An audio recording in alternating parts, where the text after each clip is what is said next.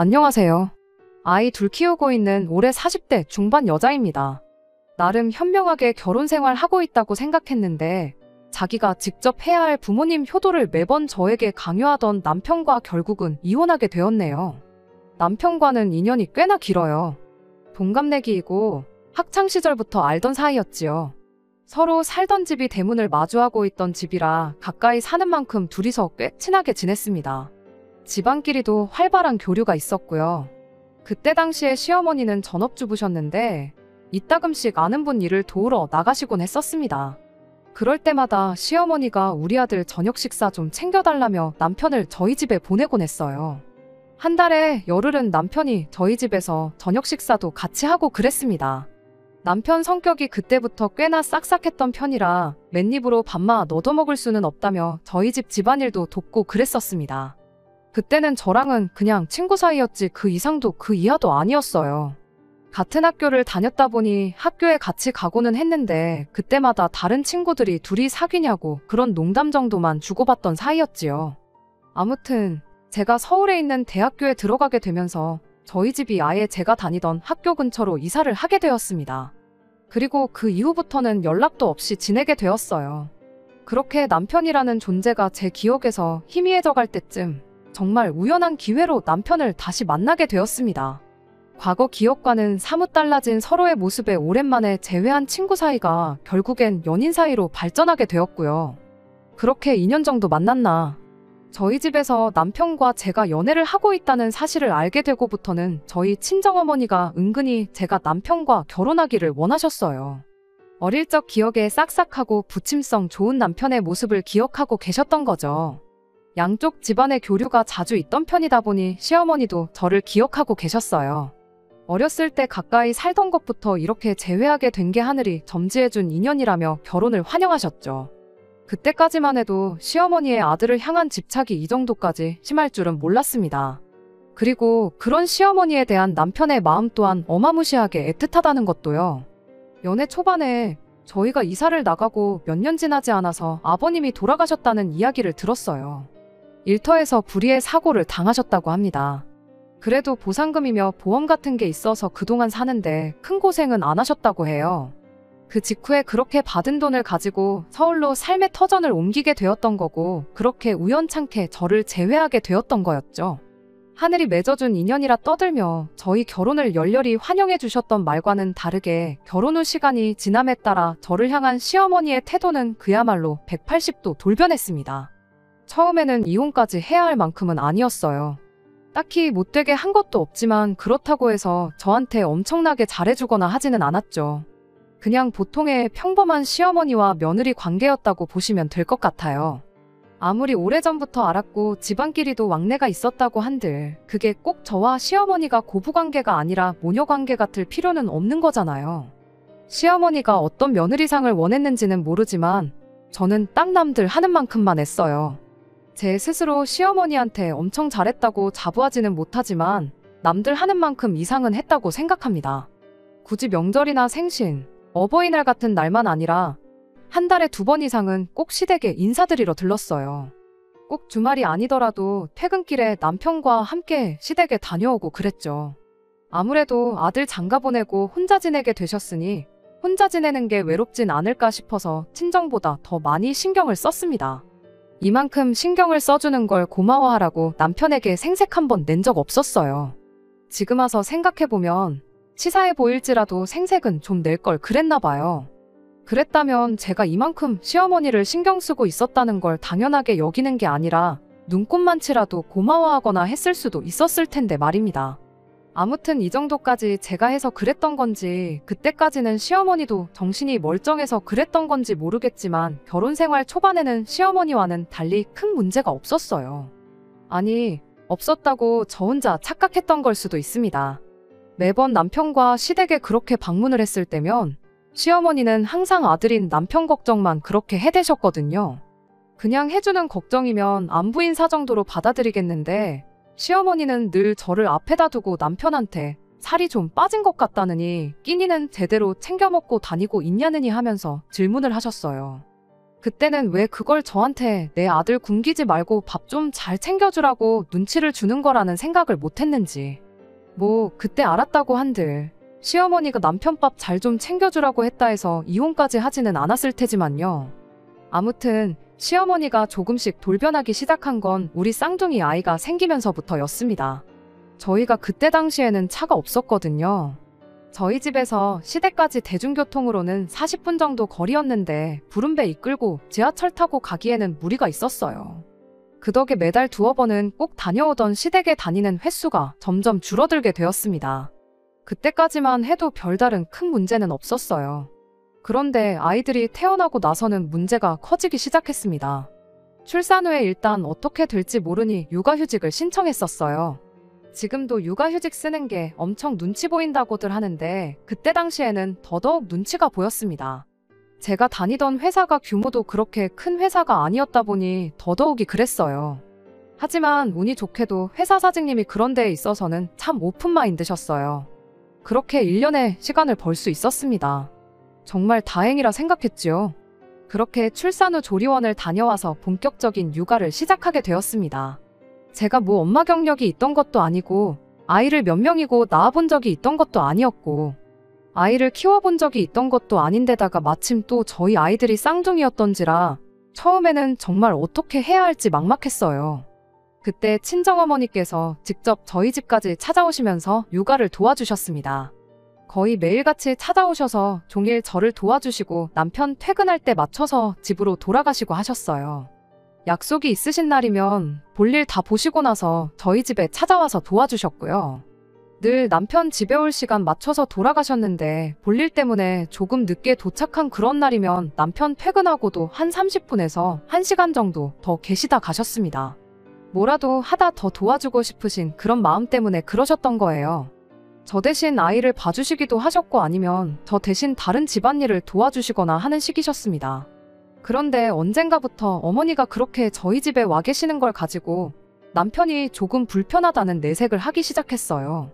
힘들게 일하고 퇴근해서 집에 왔는데 장모님 계시면 쉬는 게 눈치가 보인다고요. 어릴 적에는 저희 집에 저녁 식사 얻어먹으러 와서 집안일도 도와드리고 그렇게 싹싹하게 굴어놓고는 지금도 신세 지는 건 매한가지인데 왜 저러나 싶었죠. 10년이나 더 지난 이야기였으니 성격이 충분히 바뀔 수 있는 법이라고 이해하려 했지만 아쉬운 건 어쩔 수 없었어요. 친정어머니가 뭐 엄청난 거 바라고 오시는 것도 아니었고 막말로 제가 남이 자식들 어디서 데려와 키우는 것도 아니고 우리 자식 키우는 건데 말이죠. 괜히 친정어머니가 눈치 보실까봐 남편이 그런 말 꺼냈다는 건 일부러 전하지 않았어요. 그렇다고 해서 당장 남편이 퇴근해서 아이 키우는 걸 도와주는 것도 아니었고 집안일을 도와주는 것도 아니었거든요. 그렇게 한 몇 달 정도 지난 어느 날이었습니다. 여전히 친정어머니가 볼 일이 있으셨던 날에는 남편 퇴근 시간과 맞물려서 저희 집에 잠깐 계시다 가셨죠. 그런데 하루는 남편이 그러더라고요. 그렇게 장모님만 챙기지 말고 우리 어머니도 좀 신경 써달라고요. 당연하겠지만 정말이지 어이가 없었습니다. 친정어머니가 저희 집에 뭐 놀러 오시는 것도 아니고 육아며 집안일이며 잔뜩 도와주시고 고생이란 고생은 다 하고 가시는데 그걸 두고 제가 친정어머니만 챙긴다고 말하는 게 웃기지도 않더라고요. 제가 대번에 날카로워져서 시어머니도 신경 써달라는 게 무슨 말이냐고 물어봤어요. 그랬더니 우리 어머니 집에서 혼자 지내시는데 얼마나 외로우시겠냐고 요즘 제대로 찾아뵌 적도 없는데 좀 신경 좀 써주면 좋겠어서 꺼낸 말이다 하더라고요. 그냥 듣고 넘기긴 그래서 남편한테 곧바로 한마디 했어요. 친정어머니가 여기 오셔서 뭐 놀다가 가시는 줄 아느냐고 참 어이없다고요. 당신 퇴근하고 와서 우리 엄마가 계신다고 해서 뭐 집안일을 도와주는 척이라도 하는 것도 아니지 않냐고.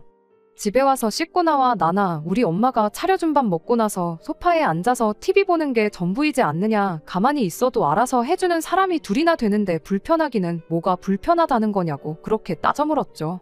안 그래도 친정어머니가 땡전 한 푼 안 받고 안 하셔도 되는 고생을 사서 하시는 모습 보면 자식된 마음으로 죄송스러운 마음뿐이었는데 잘 됐다고 이참에 시어머니한테 혼자 계시는 게 외롭고 쓸쓸하면 우리 집으로 오시라고 하라 했어요. 와서 친정어머니가 하시듯이 집안일도 도와주고 아이 돌보는 것도 도와주시고 그러면 되는 거 아니겠냐고. 그러면 공평한 거 아니냐고요. 그랬더니 남편이 뭐가 그렇게 고가운지 아무 말도 안 하고 어금니만 꽉 깨물고 가만히 있더라고요. 그래서 한마디 더 했습니다. 그리고 그렇게 어머니 걱정돼서 챙기고 싶으면 당신이 시댁 가서 직접 챙기면 되지. 왜 나한테 그러냐고 했어요. 퇴근길에 시댁 들러서 시어머니하고 시간 보내다 오라고. 그럼 당신은 시어머니 챙겨서 좋고 나는 친정어머니가 단 1분이라도 이 집에 더 계시면서 애 봐주는 거 도와주시고 하면 더 편해서 좋은 거 아니겠냐고요. 말씀드렸다시피 쌍둥이 태어나고 나서는 물론이고 아이들 때문에 배불렀을 때부터 자주 왕래하던 시댁의 발길을 끄는 건 사실입니다. 하지만 상황이 여의치 않아서 그랬던 거고 그때도 남편은 죽어도 혼자서 지발로 시댁에 다녀오는 법이 없었거든요. 차라리 그간 혼자라도 계속 다녔으면 제가 미안해라도 했을 텐데 참 어이가 없었습니다. 아무튼 남편이 저와 그렇게 다투고 나서 어깃장을 부리는 건지 결국엔 혼자 엄마 챙기고 오겠다며 퇴근길에 시댁으로 가더라고요. 그런데 남편 혼자 시댁에 다녀온 일로 시어머니가 아주 노발대발 난리가 났습니다. 그날 남편이 시댁에 도착하자마자 저한테 전화를 해서는 어디 며느리가 남편만 혼자 시댁을 보낼 생각을 하냐며 저한테 호통을 치셨죠. 이딴 식으로 며느리 노릇 할 생각이면 아예 앞으로 나보고 살 생각은 하지 말라는 둥. 정말 거치는 것 하나 없이 아무 말이나 쏟아부으셨어요. 그때는 저도 참 할 말이 많았지만 그래도 시어머니와 며느리 관계니 아무 말 않고 시어머니 하는 말을 듣고만 있었습니다. 잘못한 게 하나도 없는데 죄송하다는 말까지 했지요. 괜히 이 이야기를 신세한탄하듯 친정어머니께 꺼냈다가 또 저만 손해를 보게 되었어요. 일단 친정어머니 또한 당신이 여기 놀러오는 것도 아닌데 황당하다는 반응이셨지만 그래도 최대한 중립적으로 상황을 받아들이셨어요. 시어머니가 저러는 게 조금은 이해가 되기는 한다고요. 아예 시댁과 연 끊고 지내던 것도 아니었고 자주 왕래도 있지 않았느냐. 충분히 서운해 하실 수 있다고요. 그리고 아들 장가 보내서 사이좋게 잘 지내는 줄 알았는데 부부싸움하고 혼자 시댁에 가는 모습 보면 마치 제가 남편을 집에서 쫓아낸 것처럼 오해하실 수도 있는 노릇이라고요. 그리고 남편이 퇴근하고 나서 당신이 집에 계시는 걸 불편해할 줄은 몰랐다고 그 부분은 미처 신경 쓰지 못하셨다며 앞으로는 조금 신경을 쓰셔야겠다 하셨죠. 그렇게 그 뒤로 친정어머니는 집에 자주 안 오시게 되었어요. 꼭 제가 도움이 필요한 날에 미리 전화를 주지 않는 한 먼저 찾아오시는 일이 없었죠. 그리고 시댁에 방문하는 날에 제가 미리 연락을 드리면 주말이 되었든 평일이 되었든 시간 맞춰 오셔서 저 대신 아이들을 봐주시고는 했어요. 결과적으론 저만 힘들어졌죠. 친정어머니가 안 오신다고 남편이 육아를 도와주거나 한 건 아니었으니까요. 일단은 제가 전업주부고 남편 외벌이로 생활을 하던 상황이었는데 남편이 혼자서 돈을 벌어오는 만큼 육아를 안 도와주는 걸 가지고 서운하기는 했을지언정 문제를 삼거나 할 생각은 없었습니다. 그리고 친정어머니가 더 모소시게 된 것 또한 언제까지 엄마가 자기 자식들 키우는 걸 쌍둥이라는 핑계로 계속 친정어머니를 집으로 불러내 고생시킬 수도 없는 노릇이기도 했고 그간 친정어머니 도움받으면서 육아와 집안일을 병행하는 게 손에 익기도 했다 보니 시간이 지남에 따라 그건 익숙해져 갔어요. 그렇게 출산 전에 하던 것처럼 시댁에는 달에 2-3번씩 방문하게 되었는데 시어머니는 좀처럼 토라진 그 마음을 풀지를 않았습니다. 시댁 갔을 때 시어머니 입에서 좋은 이야기를 들어본 게 손에 꼽을 정도였어요. 쌍둥이 출산하고 나서 제가 살이 많이 붓기는 했습니다. 그런데 그건 남편도 마찬가지였어요. 제가 원래 조금 마른 체형이었고 남편은 덩치가 좋은 편이어서 남편은 그대로인데 저 혼자만 살이 붙은 것처럼 보였을 수도 있다고는 생각합니다만 시어머니는 그런 저를 보고 매번 꼬투리를 잡아댔습니다. 좋은 거 혼자만 먹고 다니지 말고 네 남편도 좀 나눠주라면서 그렇게 시비를 거셨어요.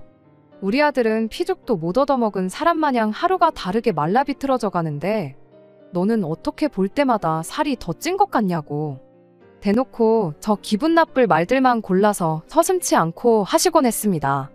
처음에는 시어머니가 얼마나 저한테 삐졌으면 뒤끝을 저렇게 부리나 싶었죠. 그냥 그동안 쌓인 거 분풀이 하는 거라 생각해서 그렇다 할 대응도 하지 않았어요. 시간이 지나면 저러는 것도 줄어들겠지 싶었는데 애석하게도 1년이고 2년이고 시간이 지난다고 해서 심해지면 심해졌지 나아지는 거 하나는 없더군요. 뭐가 됐든 간에 사소한 거 꼬투리 잡아서 저한테 싫은 소리 하는 게 일쑤였고, 심지어는 우리 아들 장가 잘못 보내서 고생만 시키고 있구나 이런 말까지 했던 적도 있습니다. 그런데 그간 싫은 소리를 하도 많이 들어서 그랬나 제 귀에도 딱지가 앉은 것 같더라고요. 시어머니가 그 어떤 소리를 해도 저한테는 더 이상 그게 상처가 되지가 않았던 거예요. 물론 잔소리 듣고 그러는 그 순간만큼은 또 저러시네 싶어서 짜증이 나긴 했지만, 제 성격이 원래도 조금 무던한 편이고 막말로 제 앞에서 아들 장가 잘못 가서 고생한다는 말은 꺼내면서도 직접적으로 이혼을 하라던지 이혼을 시켜야겠다던지 이런 이야기는 따로 꺼내질 않으셨다 보니 그냥 버릇처럼 꼬장을 부리시는 거구나 하고 가볍게 넘겼어요. 원래도 홀어머니가 조금 그런다잖아요. 특히나 자식 결혼시키고 나이 먹고 나면 더 심해진다고요. 고독이 사람을 더 날카롭게 만드는 거라 생각했고, 말만 기분 나쁘게 할 뿐이지 직접적으로 저한테 해를 끼치는 건 없었다 보니 그냥 그러려니 하고 넘겼습니다. 그리고 사실 그때 당시에는 애들 때문에라도 이혼 생각은 아예 하지도 않았었어요. 육아휴직 끝날 때쯤 되어서 친정어머니께서 아이를 당신이 봐줄 테니 저보고 복직을 하라고 하셨지만, 막상 친정어머니가 아이를 봐주시게 된다고 해서 저희 집안 형편에 어머니한테 돈 얼마 드릴 만큼 여유로운 상황도 아니었고, 게다가 한 명도 아니고 두 명인데 그런 고생과 부담을 지어드리는 거야말로 못할 짓이라 생각해서 복직을 포기하고 전업주부의 삶을 살면서 아이들을 키우기로 정했던 거예요. 그렇다 보니까 솔직히 시어머니가 기분 나쁜 소리 몇 마디 한다고 해서 이혼까지 할 엄두가 안 났다고 해야 할까요? 어차피 시어머니 저러던 게 하루 이틀일도 아니고 저도 그만큼 저런 게 익숙해졌다 보니 어느샌가 한 귀로 듣고 한 귀로 흘릴 만큼 나름대로의 노하우가 생겼기도 하고요. 아무튼 그렇게 재작년까지 혼자 힘으로 아이들 키우다가 언제부턴가 내가 계속 전업주부로 지내야 할 이유가 있나 하는 생각을 갖게 되었어요.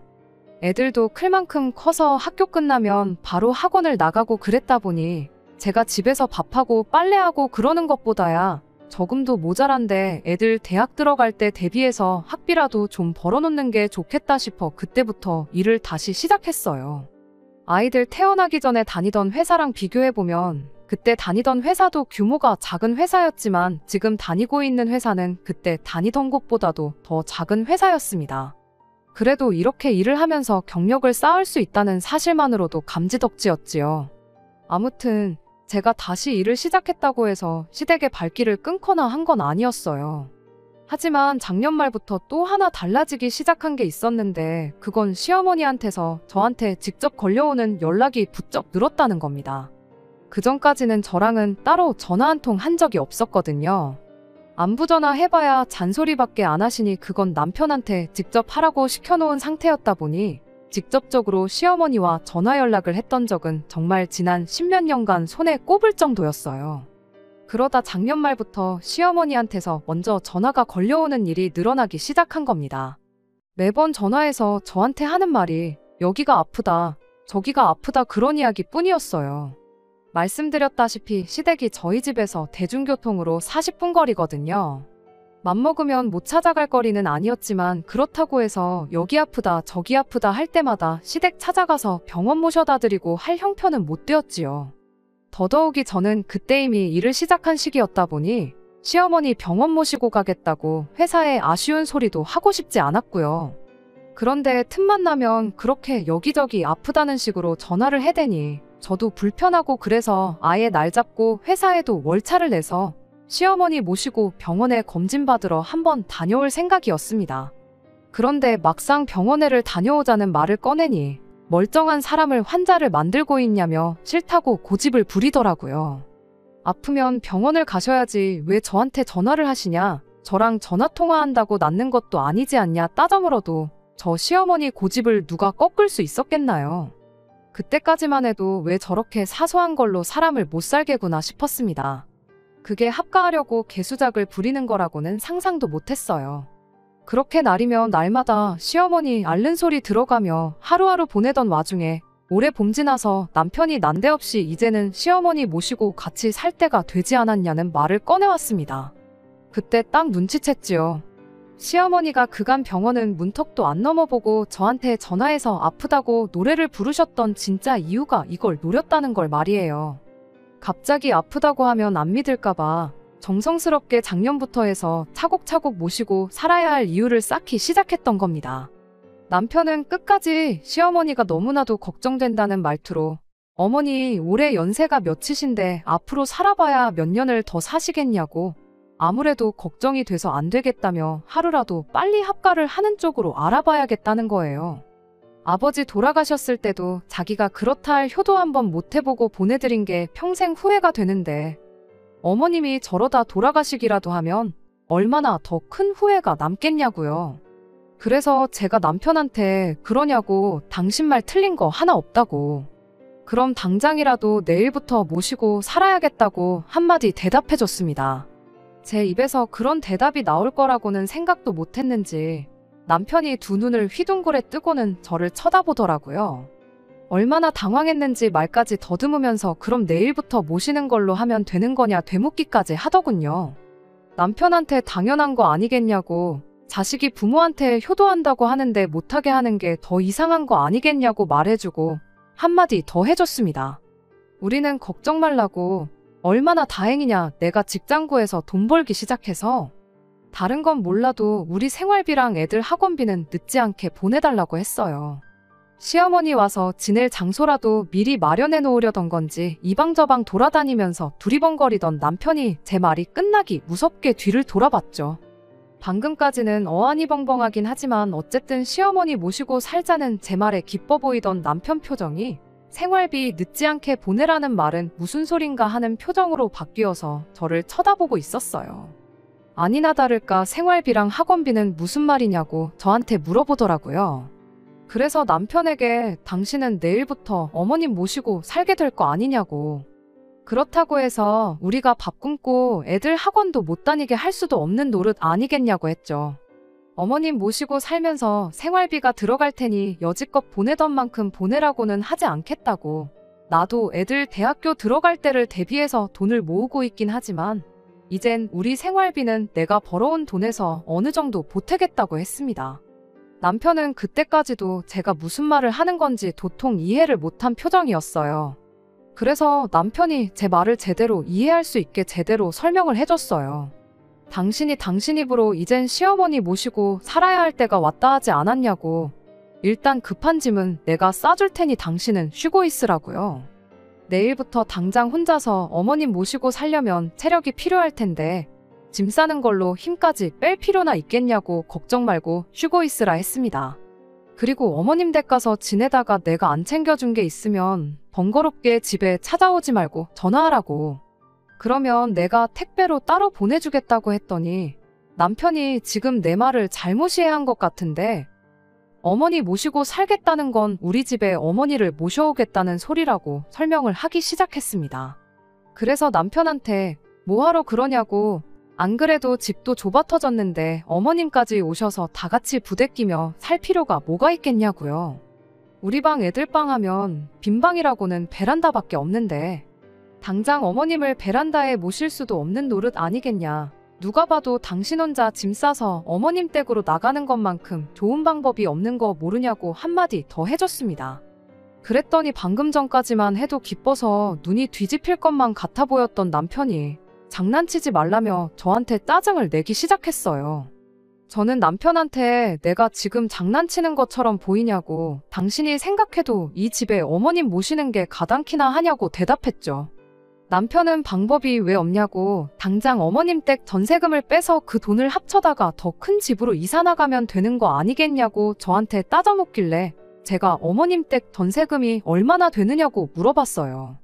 정확한 금액은 몰랐지만 시어머니가 엄청 좋은 집에 사셨던 게 아니었거든요. 다층주택 1층에 부엌하고 거실에 화장실 딸린 방 하나 얻어서 살고 계셨는데 아무리 좋게 쳐줘봐야 1억 이상을 넘을 수 없다고 생각했어요. 그리고 제 예상은 어느 정도 맞았습니다. 전세금 빼면 1억 2천 정도 나온다길래 남편한테 현실적으로 생각해보라고, 우리 집 팔아서 1억 2천 더 보탠다고 해서 얼마나 큰 집으로 이사를 갈 수 있겠냐고. 내 말대로 당신 혼자 어머님 댁 가서 어머님 모시고 효도하는 것만큼 좋은 방법이 없다고 한마디 해줬지요. 그랬더니 남편이 뭐 서울만 집이냐고, 경기도 이런 데 가면 지금 우리 집보다 훨씬 좋은 신축 아파트를 더 싸게 들어갈 수 있다는 거예요. 남편한테 애들이 지금 얼마나 중요한 시기인데 갑자기 이사를 가자고 하는 거냐고, 어머님 모시는 것도 중요하지만 애들 미래도 중요한 거 아니겠냐 했더니 더 말을 못 하더라고요.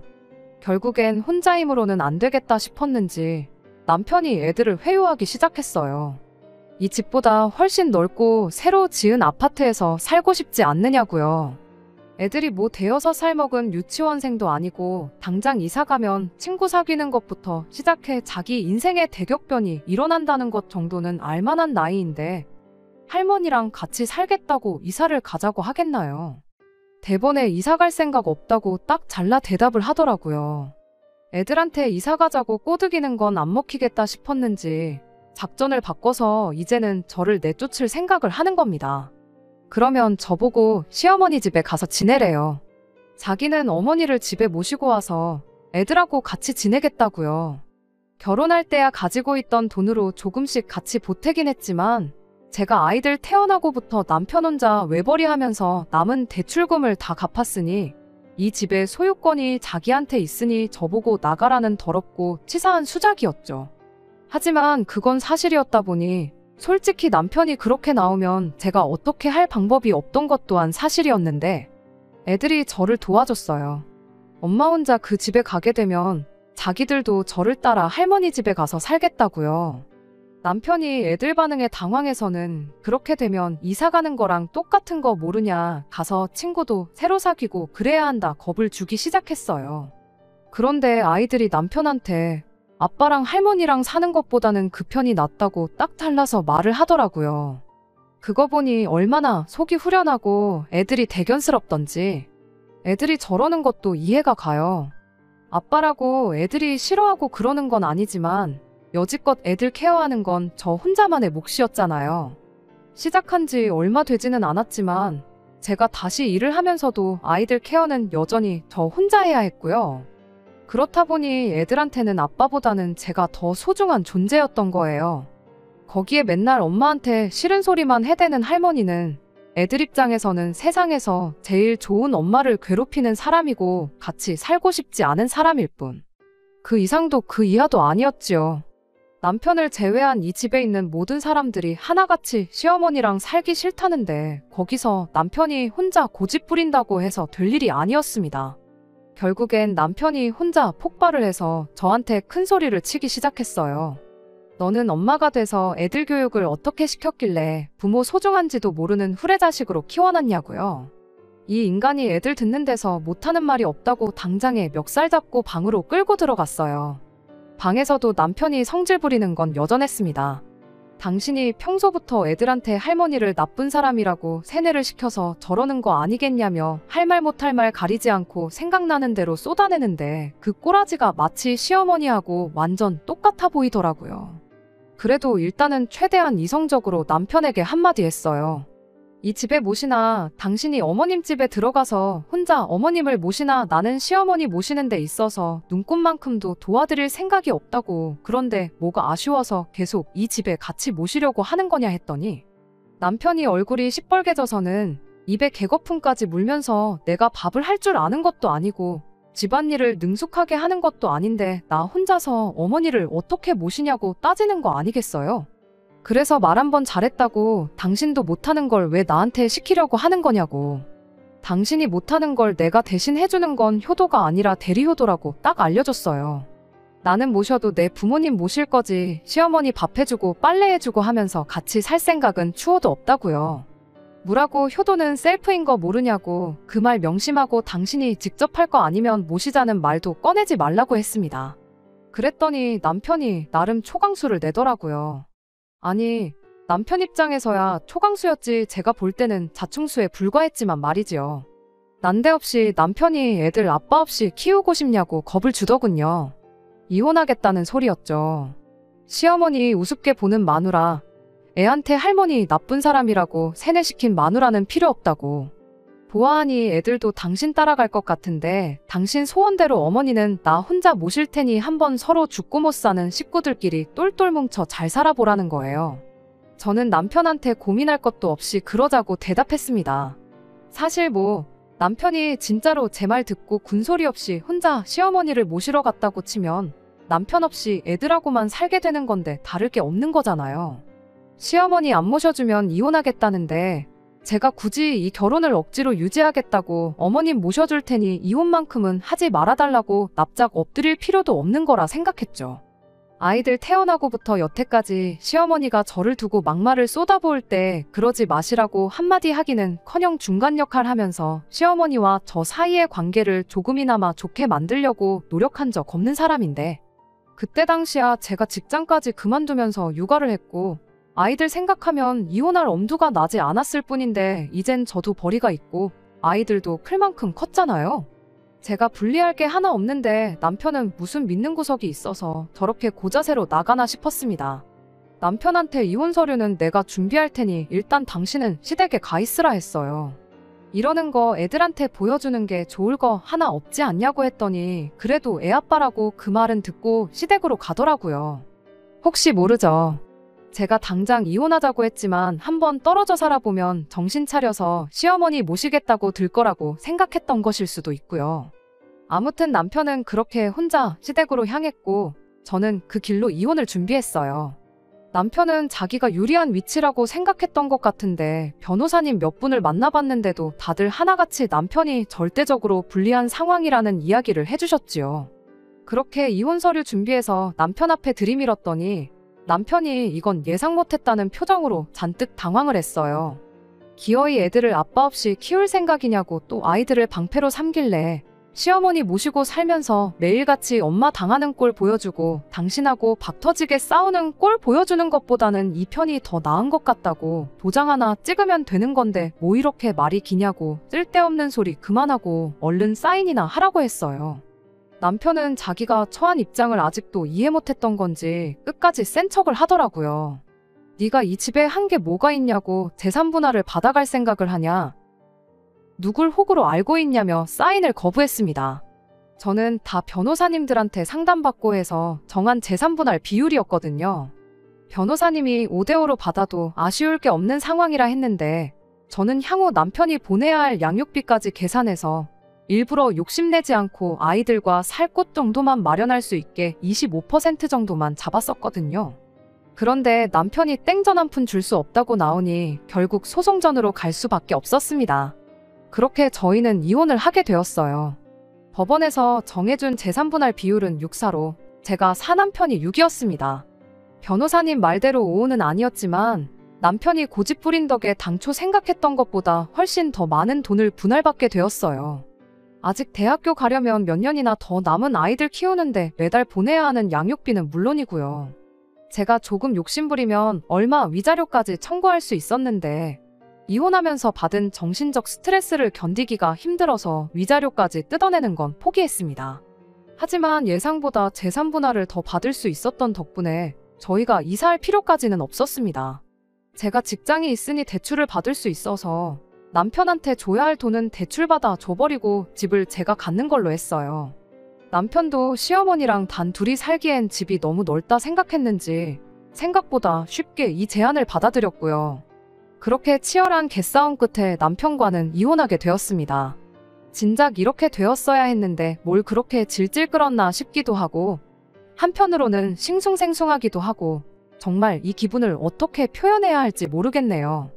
괜찮다고 생각했는데 막상 남편 말대로 한참 예민할 때인데 아빠 없이 자라게 만든 게 애들한테는 너무 미안하기도 하고요.